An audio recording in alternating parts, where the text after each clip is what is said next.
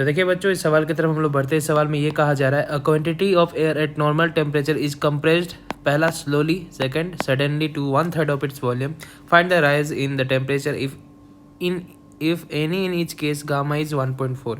तो यहाँ पे समझने वाली बात ये है बच्चों, कहा जा रहा है कि पहला केस की स्लोली। तो स्लोली आपको याद रखना चाहिए कि दो तरह का प्रोसेस होता है। स्लोली प्रोसेस हमको बेसिकली कहाँ देखने को मिलता है, आइसोथर्मल में देखने को मिलता है, और यहाँ पर टेम्परेचर हमारा क्या रहेगा बच्चों, कांस्टेंट रहेगा। तो find the rise in temperature, तो टेम्परेचर इतना स्लो रहता है कि जो T1 जो रहता है वैल्यू ये T के बराबर हो जाता है, T2 भी जो रहती है T के बराबर हो जाता है। जब हम इसमें चेंज इन निकालते हैं T2 माइनस T1 करेंगे तो हमारा वैल्यू 0 आ जाएगा।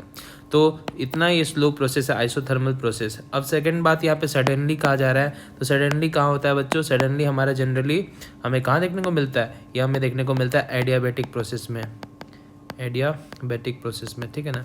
तो एडियाबेटिक प्रोसेस का जब आप बात करते हैं तो यहाँ पे बहुत ही फास्ट प्रोसेस होता है, और रिलेशन हमारा जो बात किया जाए, रिलेशन हमारे पास बनता है टेम्परेचर और वॉल्यूम के बीच में जो रिलेशन बनता है वो हमने लिख के रखा है T1 V1 to the power gamma -1 is equal to T2 V2 to the power gamma -1, ठीक है। ये होता है हमारे पास वैल्यू। अब यहाँ पे देखने वाली बात ये है बच्चों कि यहाँ पे वैल्यू ये कहा गया कि सडनली जब इसको हम करते हैं तो वॉल्यूम 1/3 हो जाता है।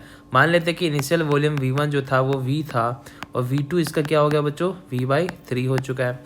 तो अब यहाँ पे V1/V3 आप करेंगे, V1/V2 जब आप करोगे तो आपके पास क्या आएगा, V/3, V से V कैंसिल हो जाएगा, 3 कहाँ आ जाएगा, ऊपर आ जाएगा। तो अब यहाँ पे हम लोग को क्या निकालना है बच्चों, राइज इन टेम्परेचर T2 निकालना है।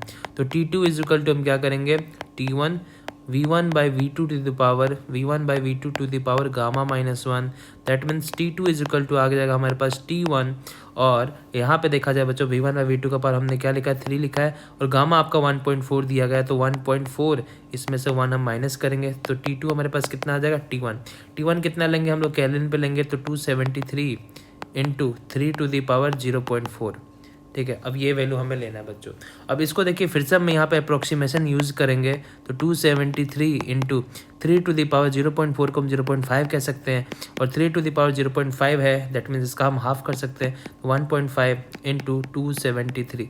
और जिसको मल्टीप्लाई करेंगे तो हमारा वैल्यू कुछ 409.5 के आसपास, या फिर इसको आप 410 केल्विन समझ सकते हैं, कंसीडर कर सकते हैं, ये आपका अप्रोक्सीमेट वैल्यू आ जाएगा, ठीक है। तो उम्मीद आपको समझ में आया होगा। अगर जो आपको एकदम एक्यूरेट वैल्यू चाहिए तो उसके लिए आपको एंटी लॉग और लॉग की ज़रूरत पड़ेगी। आप दोनों साइड log 10 बेस लेकर के मल्टीप्लाई करेंगे और log x to the power m को ब्रेक कर लेंगे, ठीक है।